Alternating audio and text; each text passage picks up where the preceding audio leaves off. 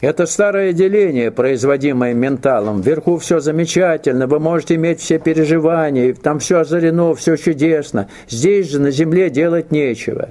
И такое впечатление, что когда рождаешься в мире, то рождаешься еще в мире, где и нечего делать.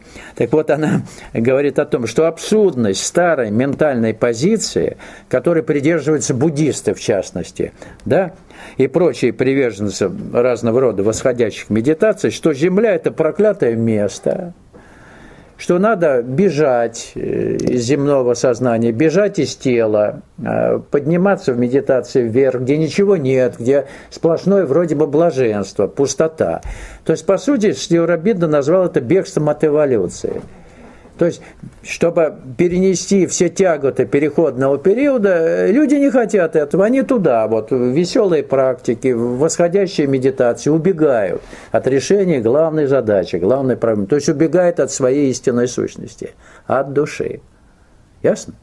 Сила нисходящая должна пробудить душу и, в общем-то, при участии души встроить нас в эволюционный процесс, а люди просто убегают туда, в хорошее настроение, в белое безмолвие, куда угодно. То есть бегут от решения главной задачи. Понятно? А вот надо здесь выстоять, продержаться и победить. Я вас не уговариваю.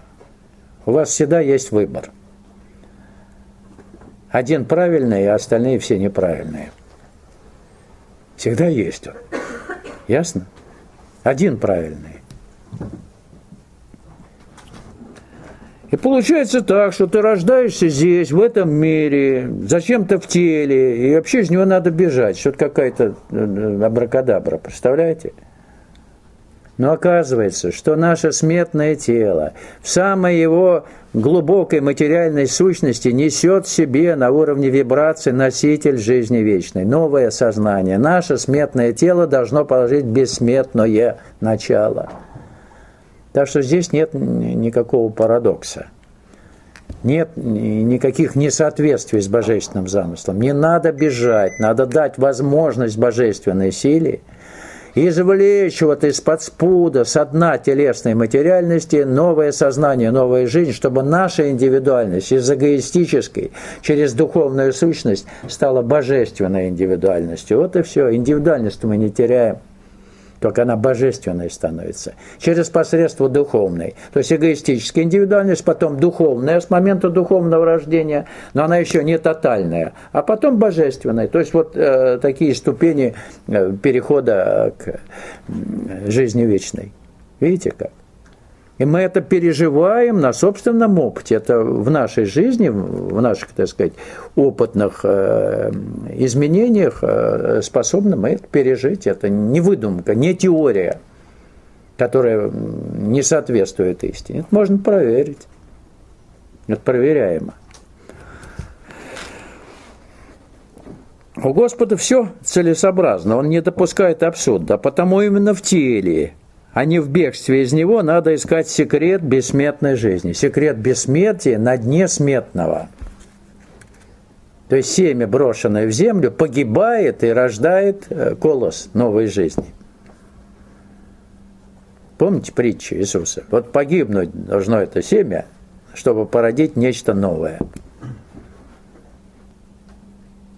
И когда нам исполнено все, что мы должны быть здесь сделать на земле, сделать полностью, то нам остается просто жить. Жить в этом новом качестве, в новом состоянии от мгновения к мгновению. Вот той самой жизнью благодатной, которая не подвластна смерти. То есть не подвластна исчезновению индивидуальности. Ваша индивидуальность на любом плане бытия будет существовать. Мы же боимся более всего потерять индивидуальность, даже не тело. Ну вот то, что мы ощущаем собою. Вот это мы боимся. Во сне-то мы теряем тело, ну как без тела, прекрасно обходимся, индивидуальность не теряем. Нам даже нравится иногда во сне, когда хорошие сновидения, легко как, ничего не болит, проблем меньше, да? Если хорошие сновидения. Но бывает и кошмарные, как некоторые говорят, да? Там тоже беда, но без тела. Как-то тело там особо не повреждается, да?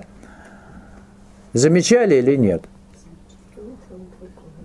Я регулярно замечаю, потому что сновидение хорошо помнится каждую ночь. И, там тело как совсем не участвует, ничего, не больно ему, нет там ничего. Никаких травм. Даже если уж что-то такое сногсшибательное, ты чудесным образом как-то на ноги встаешь. Так что без тела мы живем в ночной жизни, и ничего. Значит, индивидуальность мы боимся потерять, а не физическое тело, в общем-то.